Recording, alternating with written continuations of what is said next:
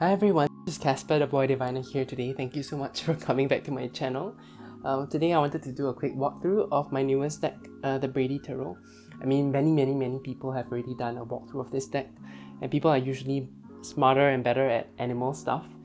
And I know this year I've been quite rebellious. I think people call this 犯贱 in Chinese or in Mandarin. It's mainly when I say I don't want to do something and I do it anyway. So 2020 has been a very 犯贱 year for me. Basically, I said that, reading pips is not something I really enjoy, and then I bought the Amano Tarot that you have seen in the previous video. And then I said that I have too many animal decks, and that's why I also didn't want to buy any more animal decks. And if I did want to get an animal deck, it would be the Brady Tarot. One of the reasons, I'll go into it, but most of the animal decks I have show one animal spirit or one animal and one corresponding card. So the animal represents the card's meaning. Because I don't know animals that well, that doesn't really help me. Some of the other decks I have that are animal based, like the Children of Litha Tarot, they show a scene with the animals, and that helps a lot more. And this is the same for the Brady Tarot. Only that the Brady Tarot is really quite visceral. This is the second edition. This is a non-Kickstarter. I'm gonna pull it out. The cardstock is not something I enjoy as well, so again, this is a very 犯贱 year for me. I know it's not my type of cardstock, and I know animal decks are not my thing, and I still went ahead to get it, so that's me. It's a really nice chunky book. I haven't read through it yet because I just received it, but I can't wait to use it. What I like about the book here is that it doesn't actually show the images. To me, I feel like actually showing the images in a book is kind of a waste of space because you can see the image directly here. So I like that this is saving the space. So you can see the introduction, all that. I think, yeah, this is written by Rachel Pollack, who is a very renowned tarot reader, so that's amazing. I love the cover. I think it's spot gloss. Even though, to be honest, I'm not that into... I think this is the Hermit. I'm not that into the Hermit card. You can see how beautiful the box is also, with the horn here. So let's go through the deck. So what I really like about this deck is how... Again, how visceral, I love this word, but how fierce this deck is. It feels very fierce. But again, with every rose petal finish deck, it is very chunky. It is quite thick. So it'll be hard to reverse shuffle. It is really very meaty, and it is hard to shuffle because of the consistency again. So can you hear that? There's a lot of friction. Okay, let's go through the cards. The Fool. I think this is supposed to be a cuckoo bird, right? And then the bird raising it's not its own child. And the cuckoo bird can't fly, so they actually push people off, I guess. You see, I don't know much about animals, but I really like this imagery. The Magician. Beautiful. The feather, the arrow, the horn. I think I'm missing one more thing. I'm not sure what it is. Roots, yeah, roots. I think that's what I'm missing. Those are the 4 suits in this deck. High Priestess. Again with the same similar kind of energy here. The Empress. The Emperor. The Hierophant. I really like this card. The Lovers. There's so much to look into the imagery here. I should really read the book. Yes. Chariot. I always say I have to read the book, but I have never really read a guidebook from cover to cover. I've always treated them more as a reference thing, so... Anyway, Strength. The Hermit. I don't know why, I just don't really gel with this owl as the Hermit. But I really like the rest of the imagery. The Wheel of Fortune, beautiful. Justice. I really like the Vulture as Justice. The Hanged One. I think this is a possum. Death. Beautiful as usual. Temperance. 2 snakes, 2 birds. The Devil. I think this is a goat. A goat as a devil as usual. Very standard. The Tower, beautiful, beautiful, visceral card. The Star, so cute. I like this card. The Moon, the Lobster, the Sun, Judgment, Bats, many bats, the World. Okay, and then each minor has a keyword. So this either works or doesn't work for you. I don't usually enjoy keywords in my deck, but from my initial look through of this deck, I do like the keywords. They help me access a different part of the card that I would usually associate. I do have my own personal associations, and I don't think the keywords will take away from it, but the keywords will become sort of a focal point. So inspiration. These are the feathers, which are the wands. 2 success. 3 vantage. I really like this tree of feathers. 4 optimism. Is that a meerkat? I think so. 5 rivalry. Even though birds feature prominently in this deck, I really like how the reptiles are drawn. Victory 6. 7 power. I think these are bison. 8 swiftness.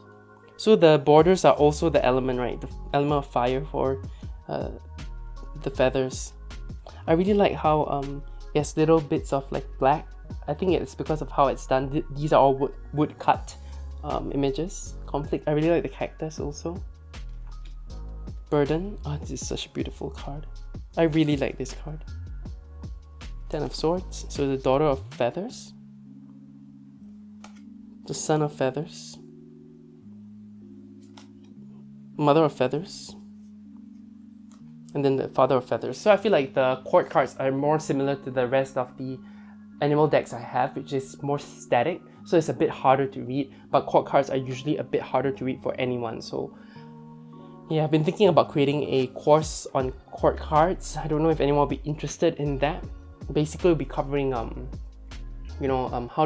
what does the court card mean? Does it mean an aspect of yourself? Does it mean someone else? How do you tell that? What signs are there? Let me know if you're interested. Let me know if you have any problems with court cards. I would love to hear about that in the comments below. Thank you. Joy. 2 union. Oh, this is nice. 3 celebration. So cute. 2 of horns, I think.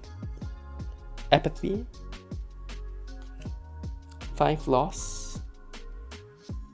But these 2 are still full, you can see. 3 empty horns and then 2 full horns. 6 happiness. This is one of the cutest cards in this deck, and I really appreciate this. 7 breach. See, I don't really associate the 7 of cups with breach, so this really helps me focus on another aspect of the card that I usually miss out on, I guess. 8 departure. 8 of cups is one of my favorite cards in every deck, so I really like how this is shown. The 9 of cups, fulfillment. Is this a moose? He looks so happy. I love the bits where they pop out of the border sometimes. 10 overflowing. See, a keyword that I would never associate with the 10 of cups. Daughter of horns. So pretty. Son of horns. The mother of horns. And then the father of horns. With the cloudy background and the stormy sea. Love it. It's like he's above, he's above having that kind of emotional turmoil. Or he's used to it, or he can handle it well. 1, truth. This is 1 of arrows, I think. 2 of arrows. Armistice. So the blindfoldedness. I wouldn't see armistice as the 2 of swords as well. So this is really interesting. I think this book can really shed more light to that. 3 mourning. 4 of swords or 4 of arrows. Withdrawal. 5 of swords. Defeat. What a painful card to look at. Really. And I don't really see the 5 of swords as always as defeat. So sometimes it's really interesting to have that kind of keyword here. 6 of swords. Passage. Yeah. 7 of swords. Guile. Why this deck also works with the keywords. I like how it's written. It's not just printed out as some. Maybe this is a font, but it does look very handwritten. 8 oppression. I'm just trying to see if like they are blindfolded or wrapped up, but I don't think so. just because of the Eight of Swords, you know, Nine of Swords, anguish. That is so sad, that is so heartbreaking. You know, the Nine of Swords, I don't see it as such anguish and pain. I see it more as a underlying kind of anxiety or nightmare. 10, finality. Daughter of Swords, a sloth, so cute. Son of Arrows. So it's so thick that sometimes I just feel like it's 2 cards. Mother of Arrows and the Father of Arrows. So stern, he looks so stern. And then now we are at the Roots, I think. One of Roots, enchantment, which is not something I think of when I think about the Ace of Pentacles, so really interesting. 2, equilibrium. I love this. You know, the ones that manage to survive, have children that are caught by the predator, but those that survive, you know, there is some sort of equilibrium here. What do you call that? An ecosystem at work. Rework. I'm just thinking because there's the feather here, here's the arrow, and here's the horn. Just wondering, is there work on integration, you know, along with the roots? Is there integration going on? Preservation 4. I love this card for 4 of Pentacles. So interesting, I've not thought of it this way. 5 of Pentacles, scarcity. Again, so painful to see. 6 of Pentacles, or 6 of Roots, altruism. I don't particularly see altruism here. I think I need to read the guidebook to understand it better. 7 of Roots, growth. Yes. 8 of Roots, discipline. I love this. These are they? I don't know what they are, what insect this is, but that's so interesting. 9 of Pentacles, accomplishment. 10 of Pentacles, wealth. I don't usually see the 10 of Pentacles as wealth. I see it more as a generational thing. But this is beautiful if you're thinking about wealth. And then the Daughter of Roots, so wistful. This little bear, so cute. The Son of Roots. Moles scare me, like, legitimately. You can't see this and not be scared. Like, I'm sorry, it scares me. The Mother of Roots. I think this is an ant. Could it be? It's probably an ant. And then the Father of Roots. Okay, I hope you enjoyed this quick walkthrough. I'm going to shuffle the cards and then quickly do a test reading. I'll let you know how it feels shuffling. To be honest, maybe I'm just getting more used to working with rose petal decks, even though they do like not shuffle as well as my sushi kind of decks that I have. I'm getting okay. So again, clearly I overestimated myself. And then let's try riffle shuffling soon. Yeah, but it doesn't feel like too bad. Okay, and then riffle shuffling. I hope this works. Okay, I think they work. I don't think I can do the bridging. Doesn't feel like a bridgeable deck. You can see the slight bow in the card, so I'm gonna do it the reverse way as well, just to even it out.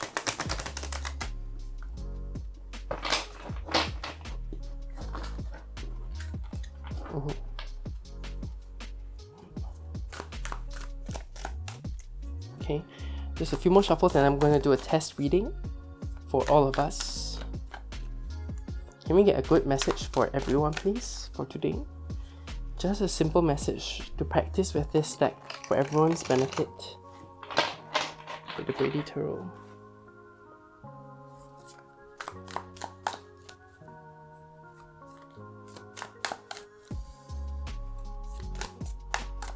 I can see why people who read jumpers, they actually like rose petal finishes, because there tends to be more jumpers with decks like these. Okay, and then let's see. General message for everyone. The Devil reversed. Temperance. Clearly I didn't shuffle it well. And the Tower. So I did shuffle it. It did come out a bit, but this is a very big general reading, I guess, for the new year. You know, temptations will get you out of balance and may hurt the foundation of your being. So you might want to actually really look at the temptations that are around you. You know, if you're watching too much TV or something like that, or even deeper kind of temptations that you are surrounded by, you may want to really learn how to temper that kind of feeling so that you keep true to who you are. Okay, don't forget who you want to be and who you are right now. That's a bit heavy for a simple test reading, but I hope you guys understand and enjoyed this little walkthrough. Let me know if you have any feedback for walkthroughs, and if you enjoyed this walkthrough, please leave a like and subscribe. It really helps me out. Thank you so much for watching to the end, and you have a great rest of the day. You take care. Bye.